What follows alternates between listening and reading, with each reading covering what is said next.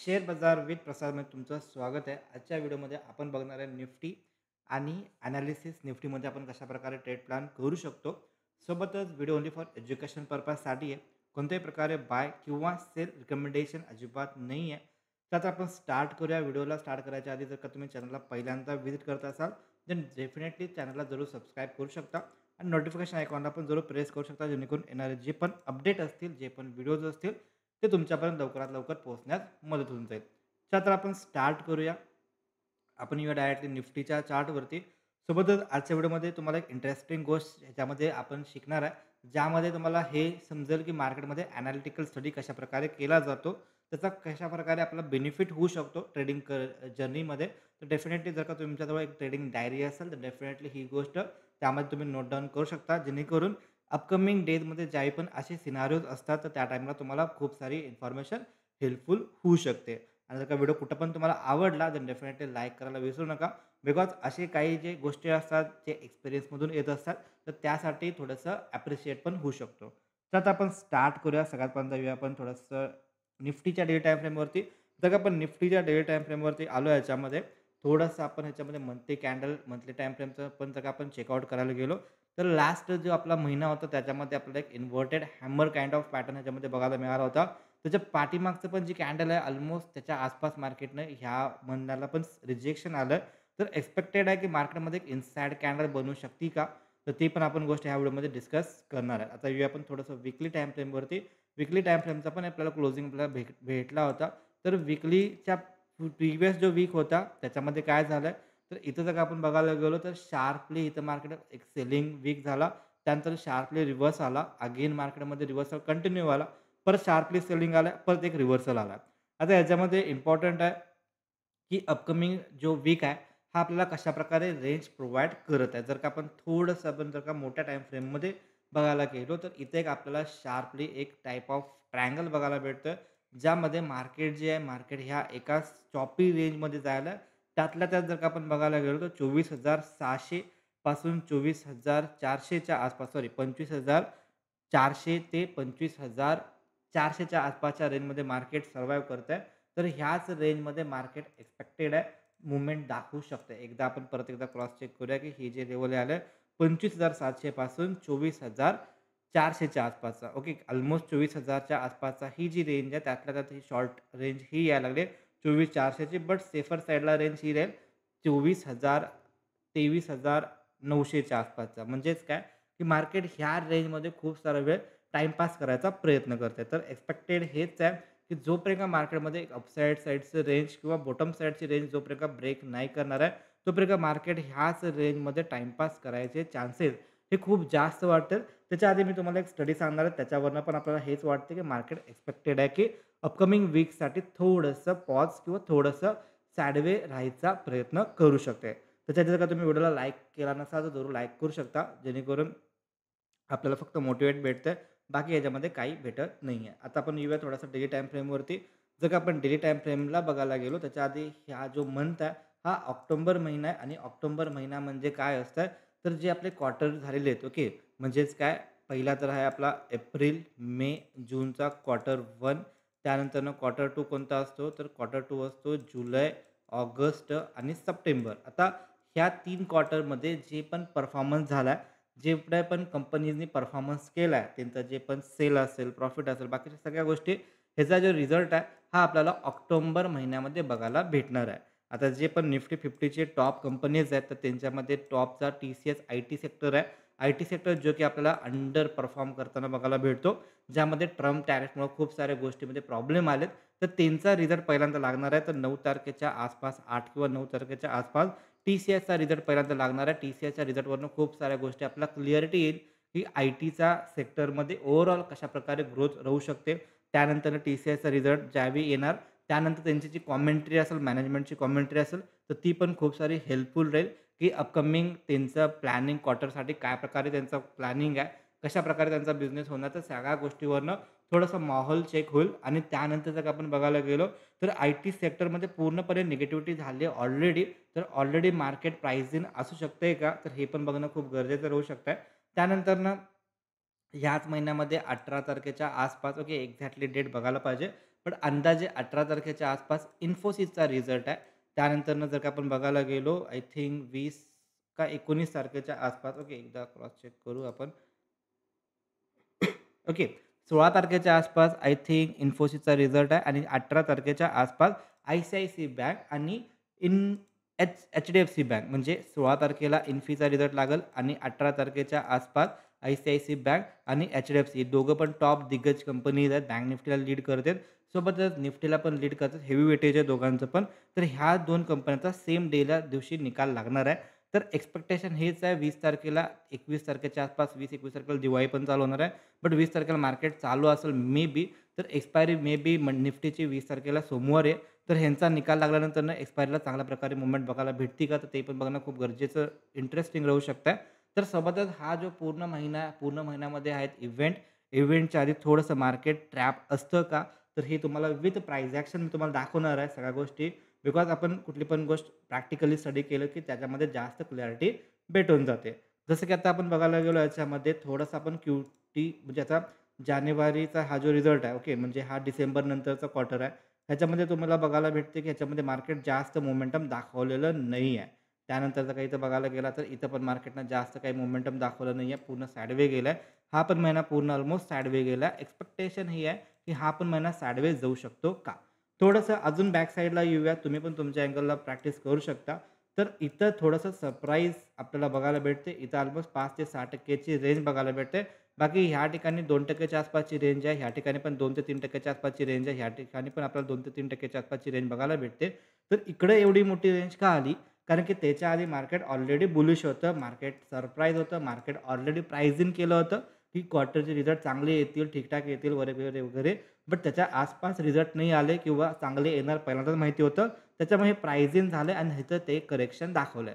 त्यानंतरनं जर तुम्ही बघायला गेला ऑलरेडी मार्केट पडलं होतं आणि रिझल्ट पण त्याच्यामध्ये बऱ्यापैकी ठीक-ठाक लागले. जास्त काही मोमेंटम नाही झालं.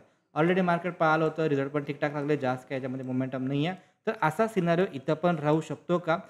एक तर महिन्याची कॅन्डल आपल्याला असं दाखवते की इनसाइड कॅन्डल बनवू शकते का? तर हे त्यानंतरनं रेंज पण नॅरो यायला लागले. तर बऱ्याच प्राईस ॲक्शनप्रमाणे पण आपल्याला असं समजतंय की जोपर्यंत रेंज ब्रेकआउट येणार नाही आहे, तोपर्यंत मार्केट साइडवेज जाऊ शकते.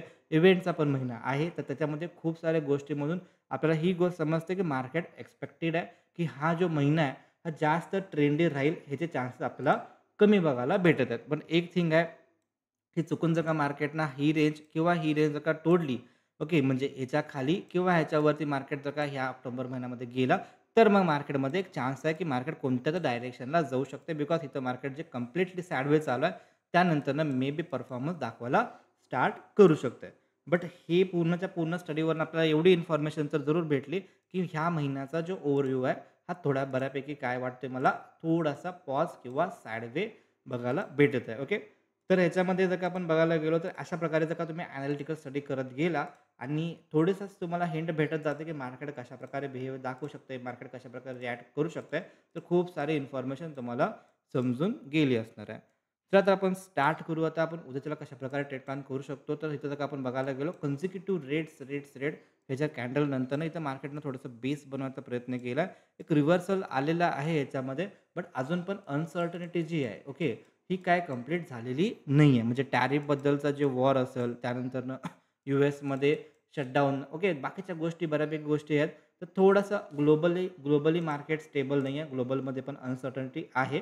त्याच्यामुळे थोडंसं याच्यामध्ये आपल्याला प्रॉब्लेम बघायला भेटतात. जसं की इथे बघायला गेला, इथे एक मार्केटनं ब्रेकआउट दाखवायचा प्रयत्न केला होता. तो ब्रेकआउट फेल झाला. त्यानंतर मार्केटनं थोडंसं साइडवे परफॉर्मन्स दाखवला आणि मार्केट सपोर्टच्या आसपास कन्सॉलिडेशन दाखवलं. सिमिलरली इथं पण मार्केटने एक फेक ब्रेकआउट दाखवला. आता सपोर्टचं थोडं मार्केट आलेलं आहे. तर एक्स्पेक्टेड आहे की इथं रिझल्ट पण आहेत. त्यानंतर इथं पण मार्केट साइडवेज जाऊ शकते. जसं की पाठीमागे गेलं. ह्याला बोलतो आपण हिस्ट्री रिपीट. तर दोन्ही पण गोष्टी याच्यामध्ये होत आहेत. बघू आपण कशाप्रकारे ह्याच्यामध्ये मार्केट रिॲक्ट करू शकते. बट आपल्याला जर का ट्रेड करायचे असतील, आपल्याला जर का ट्रेड प्लॅन करायचा असेल, तर कोणत्या ठिकाणी आपल्याला चांगल्या प्रकारे मोमेंटम बघायला भेटेल, तर त्याच्याबद्दल आपण थोडंसं डिस्कस करूया. इथून जर का आपण आलो टॉप टू बॉटम जर का आपण बघायला गेलो, मार्केटचं जे स्ट्रक्चर आहे, मार्केटचा जो शॉर्ट टर्म ट्रेंड आहे, हा आपल्याला कंप्लीटली निगेटिव्ह बघायला भेटतोय. लोअर हाय, लोअर लोचं फॉर्मेशन आहे. इथं मार्केटने एक बेस तयार केला आहे. लोअर हाय तिथं शॉर्ट कव्हरिंग आली. ही होती मंथली एक्सपायरी. त्याच्यामुळे आपल्याला चांगल्या प्रकारे मोमेंटम बघायला भेटली. त्यानंतर मार्केट इथं पॉज झालेलं आहे आणि इथून मार्केट एक रिव्हर्सल दाखवायचा प्रयत्न करत आहे. एक्स्पेक्टेशन हेच आहे, की जर का मार्केट ही जी रेंज आहे ओके एवढ्यावरती येईल असं वाटत नाही. पण ज्यावेळी येईल इथं आपल्याला निगेटिव्ह प्राईस ॲक्शन जर का दिसला तर डेफिनेटली माझ्यासाठी बिंदास ह्याच्यामध्ये डाउन साईडचा ट्रेड प्लॅन असू शकतो. त्यानंतर सेकंड लेव्हल हे यायला लागलं, की इथं जर का मार्केटनं कुठल्या प्रकारे निगेटिव्ह प्राईस ॲक्शन दाखवला, तर डेफिनेटली माझ्यासाठी त्याच्यामध्ये डाउन साईडचा ट्रेड प्लॅन करायचा विचार करू शकतो. प्रिव्हियस या ठिकाणी सपोर्ट्स होते, सपोर्ट मार्केटने ब्रेकडाऊन दाखवलेत. तर हा एक एरिया याला इथं जर का मार्केटनं निगेटिव्ह साईडचा प्राईस ॲक्शन बनवला किंवा ह्या ठिकाणी पण बनवलं, तर ह्या ठिकाणी पण माझ्यासाठीचा जो व्ह्यू असेल, तो थोडासा डाउन साईडचा असू शकतो. सेकंड थिंग हा आहे, की इथे आपल्याला एक स्ट्राँग एरिया आहे. याच्यामध्ये जर का मार्केटनं पॉझिटिव्ह प्राईस ॲक्शन दाखवायचा प्रयत्न दाखवला, तर माझ्यासाठी त्याच्यामध्ये एक बिंदास रिव्हर्सल ट्रेड प्लॅन असू शकतोय. नो ट्रेडिंग झोन हा आहे, ज्यामध्ये मार्केट जर का ह्या रेंजमध्ये जर का राहिला, ओके. प्रिव्हियस जर का तुम्ही इथं बघायला गेला, तर इथं पण मार्केट साइडवेज परफॉर्मन्स दाखवला आणि उद्या पण मार्केट जर का ह्या एवढ्या मोठ्या रेंजमध्ये जर का राहिला, तर एक्स्पेक्टेड आहे की ह्याच्यामध्ये व्होलॅटाईल राहू शकतंय. डायरेक्शनल मोमेंटम मी एक्स्पेक्ट करत नाही आहे. बिकॉज ह्याच्यामध्ये इथं एक चांगलं रेंज बनवलं आहे. ब्रेकआउट पण दाखवला. एक्स्पेक्टेड आहे गॅप अप किंवा जर का फ्लॅट ओपन झाला, तर एक अपसाईड मोमेंटम जाऊ शकते. बट वेट करू. जर का ह्या ठिकाणी किंवा ह्या ठिकाणी भेटला, तर आपल्याला चांगल्या प्रकारे अपॉर्च्युनिटी बघायला भेटेल. Because short term trend negative आहे. जो पण राईज येईल, त्या राईजला आपण डाउन साईडचा प्लॅन करू शकतो. ओके. तर हे झालं आपलं निफ्टीसाठीचा व्ह्यू, ओव्हरव्ह्यू. ओके. आता ह्याच्यामध्ये जर का आपण बघायला गेलो, सपोज जर का आपण बँक निफ्टीचा जर का चार्ट बघायला गेलो, तर बँक निफ्टीमध्ये कशाप्रकारे ट्रेड प्लॅन करू शकतो, ते पण आपण थोडंसं याच्यामध्ये डिस्कस करूया. ओके. Nifty bank.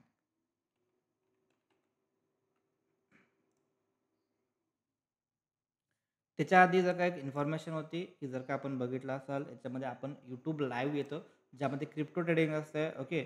तर त्याच्यामध्ये जर का तुम्हाला पण क्रिप्टो ट्रेडिंगमध्ये जर का इन्फॉर्मेशन पाहिजे असेल, स्टडी पर्पजसाठी जर का तुम्ही ऑब्झर्वेशन करणार असाल, तर डेफिनेटली लाईव्ह ज्यावेळी पण असेल, तुम्ही जरूर जॉईन करू शकता. त्याचे जे पण अपडेट असतील लाईव्हचे, ते तुम्हाला टेलिग्राम चॅनलवरती बघायला भेटतील, ज्यामध्ये ओके, आपला टेलिग्राम चॅनलचा एक ग्रुप पण आहे क्रिप्टोसाठी, इथं पण तुम्ही जॉईन करू शकता. ह्याचं जे लिंक आहे ते आपल्याला मेन चॅनलवरती भेटून जाईल. ओके. तर इथून तुम्ही जर जॉईन केला, तर इकडून तुम्हाला क्रिप्टोचे अपडेट भेटतील, ज्यामध्ये आपले जे ट्रेड असतील, तर ट्रेड पण मी माझे शेअर्स करतो. ज्यामध्ये इथं पण आपण एक ट्रेड शेअर केला होता कालच्या, म्हणजे आजच रात्री केला होता. त्याच्यामध्ये चांगल्या प्रकारे मोमेंटम कॅप्चर केले आणि त्यानंतर जर का तुम्हाला असे ट्रेड पाहिजे असतील, ऑब्झर्वेशनसाठी पाहिजे असेल, डेफिनेटली आपलं जे टेलिग्राम चॅनल आहे, त्याला तुम्ही मेन टेलिग्राम चॅनल जॉईन करा. ओके. आणि तिथून तुम्हाला ते पण अपडेट भेटून जातील. जर का तुम्ही स्टॉक मार्केटमध्ये बिगिनिंग करत असाल, जर का तुम्हाला स्टॉक मार्केट बेसिकपासून ॲडव्हान्सपर्यंत शिकायचं असेल, ज्यामध्ये स्विंग ट्रेडिंग असेल, त्यानंतरनं मनी मॅनेजमेंट असेल, ओके, प्रॉपर स्विंग ट्रेडिंग कशाप्रकारे असते, मनी मॅनेजमेंट कसे असतात, स्टॉक स्कॅनिंग कसं असतं आणि बोनसमध्ये तुम्हाला क्रिप्टो ट्रेडिंगचा पूर्ण कोर्स तुम्हाला फ्री ऑफ कॉस्ट भेटून जाईल. फक्त तुम्हाला एक अकाउंट ओपन करावं लागेल, डीमॅट अकाउंट. जर का तुम्ही ते जर का ओपन केला, त्यामध्ये तुम्हाला ही सगळे फीचर्स भेटून जातील जस्ट इन ₹4,999 ओके. त्यासाठी ह्या नंबरला तुम्ही कॉल किंवा व्हॉट्सअप करू शकता. आता आपण येऊया डायरेक्टली बँक निफ्टीवरती. जर का आपण बँक निफ्टी बघायला गेलो, तर बँक निफ्टीमध्ये कशाप्रकारे माहोल झाला, तर बँक निफ्टीमध्ये इथून एक मार्केटमध्ये एक अपट्रेंड मार्केट अपसाईडला मार्केट स्ट्राँग गेला. त्यानंतर कन्सॉलिडेशन करत अपसाईडला जायला. तर ज्यावेळी पण हे रायझिंग वेव्हच्या फॉर्मेशनमध्ये ज्यावेळी पण जातंय, ओके, जर काही सस्टेन नाही राहिलं, तर इथून एक शार्प डाउनसाइड यायचे चान्सेस खूप जास्त असू शकतात. तर त्यासाठी आपल्याला एक्झॅक्टली कुठलं लेव्हल आहे, ज्यामध्ये मार्केट डाउन साइड येऊ शकते, तर त्यासाठी थोडंसं मोठ्या टाईम फ्रेमवरती आपण यावं लागेल. जर का मोठ्या टाईम फ्रेमला आलो, ओके. पहिली गोष्ट, मार्केट अपसाईडला, बँक निफ्टी अपसाईडला का जायली? त्याचं रिझन आहे की आर-बी-आय खूप सारे गोष्टी ह्याच्यामध्ये डिस्कस केलेत आर-बी-आय मॉनिटरिंग पॉलिसीमध्ये. ओके. तर त्याच्यामुळं बँकांना त्याचा जास्त इम्पॅक्ट झाला, बँकांना जास्त त्याच्यामध्ये फायदा झाला. सेकंड सिनारिओ हा आहे की याच्यामध्ये जर आपण बघायला गेलो, तर इकडं मार्केटनं प्रिव्हियस काय केलं होतं, तर इथं मार्केटनं हे जे सपोर्ट आहे, ब्रेकडाऊन दिला होता, रिट्रेस करून डाउन साईडला आला. फर्स्ट अटेम्प्ट होता, फर्स्ट अटेम्प्टला मार्केट डाउन साईडला आला. तर हे मार्केट सेकंड अटेम्प्टच्या आसपास येत आहे. तर याच्यामध्ये आपण कशाप्रकारे ट्रेड प्लॅन करू शकतो. Back to back strongest green कॅन्डलचं फॉर्मेशन तर चालू आहे. ह्याच्यामध्ये जर का आपल्याला ट्रेड करायचं असेल, तर डाउन साईडचा जर का ट्रेड करायचा असेल मला, तर डेफिनेटली मी ह्या एरियाची वाट बघणार. ज्यावेळी पण मार्केट ह्या एरियाच्या आसपास येईल किंवा इथून एरिया हा स्टार्ट झाला, ह्याच्या आसपास ज्यावेळी पण मार्केट येईल, इथं जर का मला निगेटिव्ह प्राईस ॲक्शन दिसलं, तर डेफिनेटली माझ्यासाठी त्याच्यामध्ये एक डाउन साईडचा ट्रेड करू शकतो. सेकंड थिंग हा राहू शकते, जर का मार्केट ह्या एरियात किंवा ह्या एरियात जर का आला, पॉझिटिव्ह प्राईस ॲक्शन जर का दिसला, तर डेफिनेटली याच्यामध्ये एक रिव्हर्सल ट्रेड प्लॅन करायचे चान्सेस असू शकतात. ओके. तर हे होतं आपलं बँक निफ्टीसाठी. जर का तुम्हाला व्हिडिओ आवडला असेल, काहीतरी इन्फॉर्मेशन नवीन शिकायला भेटले असेल, डेफिनेटली लाईक करायला विसरू नका. भेटू आपण नेक्स्ट व्हिडिओमध्ये. तोपर्यंत जय हिंद, जय महाराष्ट्र.